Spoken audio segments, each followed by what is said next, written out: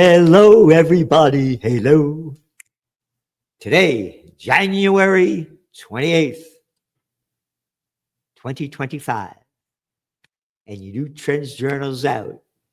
And here's the cover. It'll be out soon. Trump, President of the United States, or King of the World. Yep. Hey, I'm in charge. I'm in charge. Yeah, I got a lot of information in there in your Trends Journal. But anyway, let's look at the stock markets today. The Dow, NASDAQ, S&P 500, they all went up after a lousy yesterday. Yep, because of that DeepSeek, that Chinese artificial intelligence AI that you could get your stuff a lot cheaper with much cheaper chips and cost them hardly anything to put the thing like $6 million to make it. While the other ones with NVIDIA, you need those very expensive chips. So this is very serious. So the Dow gained, let's see, the S&P 1%, and the Dow was up 134 points, or 0.3%. And the NASDAQ was up 2%. Yesterday it was down over 3%. And they say all eyes are on NVIDIA. The stock rose 7%. It lost 17% yesterday. Almost $600 billion in value. The biggest loss in value in the history of the stock market, part one and part two. Again, this startup, DeepSeek,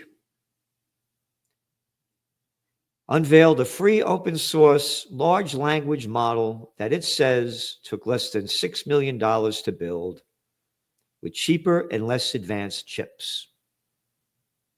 So what does this mean? We were the first magazine to forecast the dot-com bust. It's right there.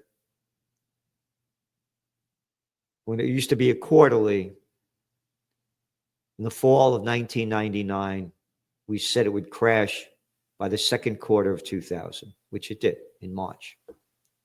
We said this dot-com, this whole AI is real. It's going to keep expanding. Trends are born, they grow, they mature, reach old age, and die. This thing was just really born, about 2 years ago. But a whole new game. One of your top trends this year is wild card. We said there are going to be a lot of wild cards this year that could affect the equity markets. And the wild card was just played out of China. Yep. It was just played out of China with DeepSeek. We could have the dot-com bust. As we have also been saying, as you all know, they're investing in all these companies in AI. Are they going to be over-investing in them? And now they've over-invested in a lot of them. We could be on the verge of a dot-com bust. And if the dot-com bust busts, the equity markets are going to crash, the global economy is going to crash, and there's nothing that they can do to prop it up, other than what they always do, make up something. What they do after the dot-com bust? Oh, the war on terror. You forgot that one? Everybody forgot it. That's what's going to happen. There's no way, they're going to try to jack it up by lowering interest rates. And by the way, the Fed's meeting tomorrow. They're probably not going to lower them this time. The bet on the streets, 99%, they're not going to lower them. But they're going to lower them more this year. But going back to the dot-com bust, this is real. This is real. And remember, the Biden administration cut off a lot of these high-priced chips going into China because they didn't want them to develop AI and other technology to advance the United States. And now they have. This is big because they're way over invested in gambling in all of these new AI tech companies. So this is important to watch to see where it's going to go. Bitcoin today was flat. It was up a bit, down a bit. Gold, let's see, what did gold go up? Oh, 21 bucks. What is it? $2,762 an ounce. And one of the reasons why it's going up is there's fear on the street. This is very important. Very important. It's up over 21 bucks an ounce. And Brent crude, it went up a little bit because there's a supply chain disruption in Libya. Yeah, the people are protesting against the crime syndicate that took over, following the other crimes. But anyway, but demand is going down in China, and China is the biggest importer of Brent crude. So Trump is going to do everything he can to push down the price of oil. We already know that. And then the economy is slowing down. Oil prices are going to go down. One of the things, again, the wild cards, is the Israel and Ukraine war heating up. Oh, and today was just announced that the Biden administration sent more Patriot missiles to Ukraine and to Israel. Yeah. Oh, remember he was going to end the Ukraine war in 24 hours, Trump? Remember he said that? How about you're full of shit? Oh, don't you dare say that. Again, by their deeds you shall know them. How did he get away with this shit? Oh, then he said, oh, don't worry about that. After he got elected, the war's going to end even before I get in office. And now they just sent more missiles. But, so, and then you got to look what's going on over there, and it's in your Trends Journal. What's going over there in Lebanon? Let's see. Israel breaches ceasefire deal, killing spree in southern Lebanon as they refuse to withdraw. That's one of your articles in this week's Trends Journal. So not only did they renege on their ceasefire agreement, the number now is they've killed nearly 100 Lebanese and wounded well over 200 since the ceasefire deal. And now, well, they say they're going to stay in Syria, the land that they've taken over there as well. And this is from the Times of Israel.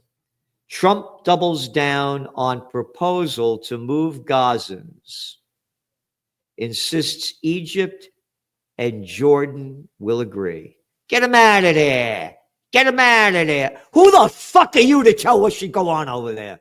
Oh, I forgot. It's to cover the Trends Journal. When the king speaks, everybody must listen. U.S. President Donald Trump dug in his heels Monday over a controversial suggestion that large numbers of Gazans take refuge in Egypt and Jordan, shrugging off wall-to-wall opposition to the proposal from Arab leaders. Yep. Disgusting. But it's one of the articles in your Trends Journal. Again, this was just printed in the Israeli Times of Israel. Your article, of course, in your Trends Journal, Trump supports his son-in-law's ethnic cleansing of Gaza. Yeah. And let's go back to Jared Kushner. Oh, yeah. When Netanyahu used to come, he'd stay in Jared Kushner's room over there, the Kushner family. That Jared Kushner? Yeah. Who said that that's very valuable waterfront property? Oh, you forgot about that, huh? No one's saying that. We are. So that's what's going on. This war is going to keep ramping up. We don't see a ceasefire coming. we see Netanyahu ramping this thing up as times get worse. And again, goes back to oil prices. If they ramp up this war with Iran and the Ukraine war ramps up, which it looks like it is, you can see oil prices go way up. And again, other articles in your Trends Journal, consumer sentiment turns darker. Economic activity slowed as the new year began. Record number of consumers making only minimum credit card payments.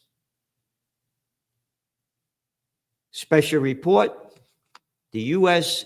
housing blues. And only the Trends Journal, nor the magazine, anywhere, any place. The office building bust and the banks go bust. It's coming soon. There are between, depending on whose numbers you look at, $2 to $4 trillion coming due this year, next year, in the whole commercial real estate sector, of which office buildings are a big part of that. Now let's look at the data. Google it up. Castle Systems with a K.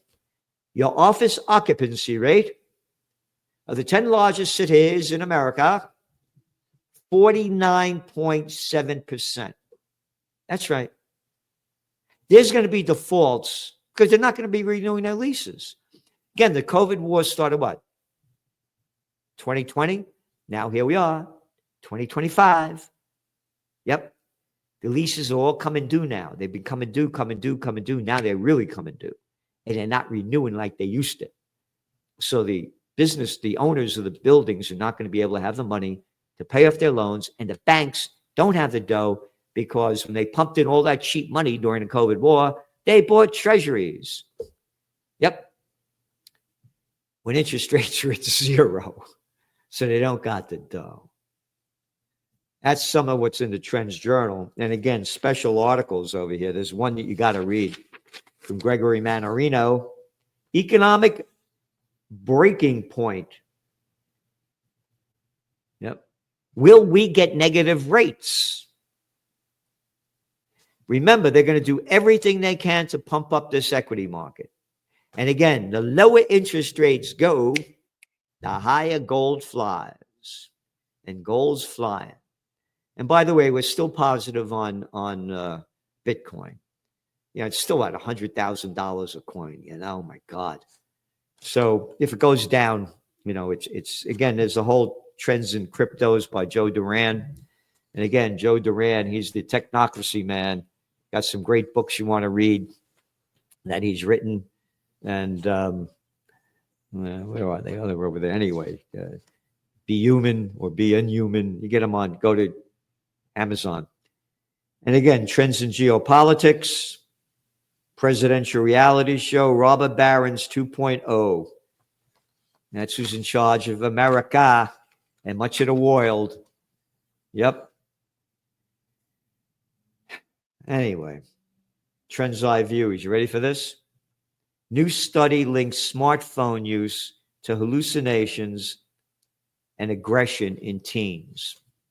This is very important. As you all know, I don't have a cell phone. I got a flip phone that I hardly take with me, only when I travel. And I don't mean when I get in my car, like when I get on a plane, which I don't like to do anymore.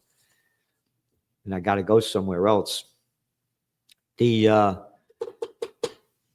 teens are getting whacked out. It's the radio frequency radiation. You go back to the 2000s, middle of 2000s, they were banning cell phones to be used for younger people in France because your brain shield is thinner and that radiation goes in deeper. And according to the University of California at Berkeley, a study done by them, if you're on a cell phone for 17 minutes a day, for 10 years, your chances of getting a brain tumor only increase by 60%. So anyway, those are some of your articles in your Trends Journal. And again, trends in high-tech science, trends in AI, entire sections. And again, guest articles in here, and there's one you have to read by, wait, you have to read, but what comes next on the Greater Israeli Agenda by Phil Giraldi, former top CIA guy. This is the guy that went into Bush's office, little Georgie Bush with a pair of balls smaller than a cajon, eh? Yeah. Poor cajon smaller than mothballs, excuse me. Yeah, little piece of shit. He goes into Bush's office, says, look, Mr. President, we have proof there's no weapons of mass destruction in Iraq. Bush told him to leave the office, and Giraldi quit. What comes next on the Greater Israel Agenda? Dark chocolate may lower diabetes risks. Well, milk chocolate adds pounds. That's by Dr. Joseph Mercola. And by John and Nisha Whitehead of the Rutherford Institute. The Constitution has gone AWOL for presidential power grabs to martial law. And again, trends in technocracy, the whole section by Joe Duran. And on the economic front, what's going on over there in China, in the EU, with the Bank of Japan raising their interest rates, and the German and UK economies in all of Europe.